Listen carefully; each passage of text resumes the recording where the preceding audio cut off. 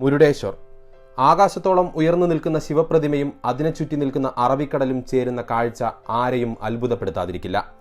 ലോകത്തിലെ ഏറ്റവും വലിയ ശിവപ്രതിമ സ്ഥിതി ചെയ്യുന്ന ഇടം എന്ന ഒറ്റ വിശേഷണം മാത്രം മതി വിശ്വാസികൾക്ക് ഇവിടെ വരാനുള്ള കാരണത്തിന്.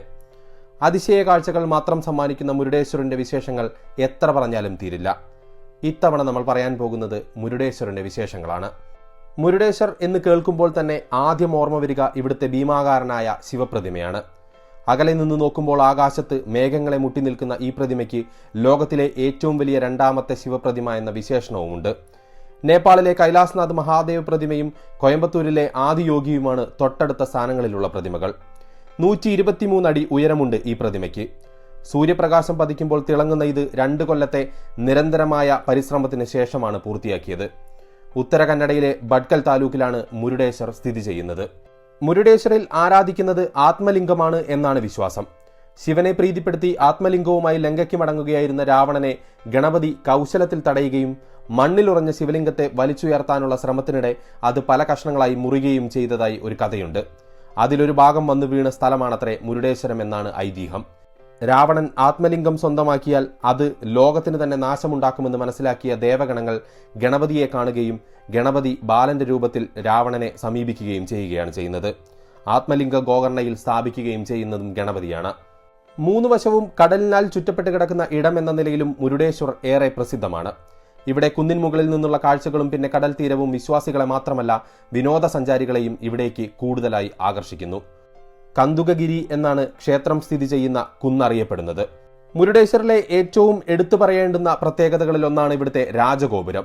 ഇന്ന് ഏഷ്യയിലെ തന്നെ ഏറ്റവും വലിയ രാജഗോപുരമായ ഇത് 2 വർഷമെടുത്താണ് നിർമ്മാണം പൂർത്തിയാക്കിയത്. തമിഴ്നാട്ടിൽ നിന്നുള്ള പ്രഗത്ഭരായ ശില്പികൾ ചേർന്നാണ് ഇതിന്റെ നിർമ്മാണം പൂർത്തിയാക്കിയത്. 20 നിലകളിലായി നിറയെ കൊത്തുപണികളും മറ്റുമായാണ് ഇത് പൂർത്തിയാക്കി വെച്ചിരിക്കുന്നത്. മുരുടേശ്വറിലെ സന്ദർശനം പൂർത്തിയാക്കണമെന്നുണ്ടെങ്കിൽ രാജഗോപുരത്തിൽ കയറുക തന്നെ വേണം. 10 രൂപയ്ക്ക് താഴെ നിന്നും 18ാം നില വരെ ലിഫ്റ്റിൽ കൊണ്ടുപോകും.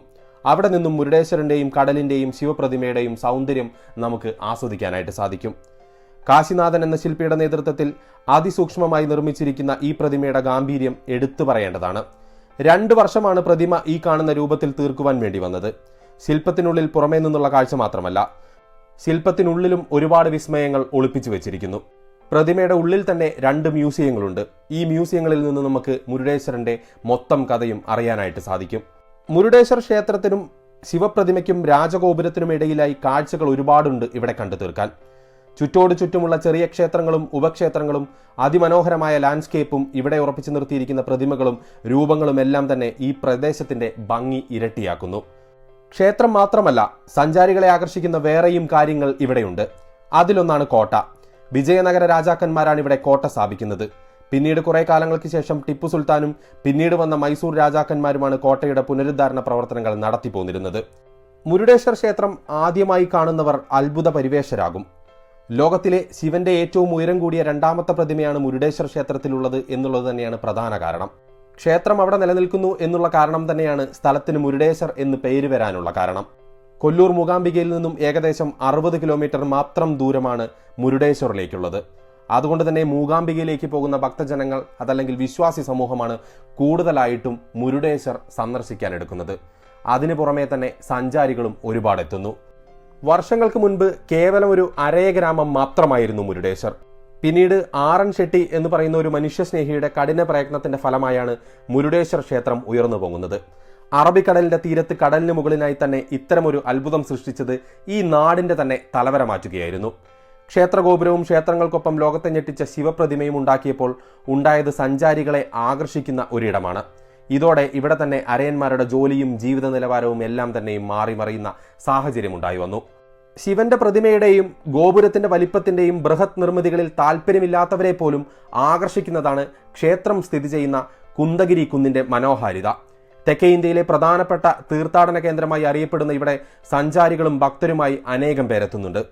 ഒരു ക്ഷേത്രത്തിൽ നിന്ന് പ്രതീക്ഷിക്കാവുന്ന പവിത്രതയും പൗരാണികതയും ഈ ക്ഷേത്രത്തിൽ നിന്ന് ലഭിക്കുമോ എന്ന കാര്യത്തിൽ ചിലർക്കെങ്കിലും സംശയം തോന്നാമെങ്കിലും കുന്തകഗിരി കുന്നിന്റെ മുകളിൽ നിന്നുള്ള കാഴ്ചയ്ക്ക് പകരം വയ്ക്കാൻ മറ്റൊന്നില്ല എന്നുള്ളതാണ് സത്യം. സൂര്യനും കുരുക്ഷേത്ര യുദ്ധത്തിലെ ശ്രീകൃഷ്ണനും മറ്റനേകം കോൺക്രീറ്റ് പ്രതിമകളും കടലിലേക്ക് തള്ളി നിൽക്കുന്ന റെസ്റ്റോറന്റും എല്ലാം ചേർന്ന് ഈ ക്ഷേത്ര നഗരിക്ക് നൽകുന്നത് ഒരു ടൂറിസ്റ്റ് കേന്ദ്രത്തിന്റെ പ്രതീതിയാണ്.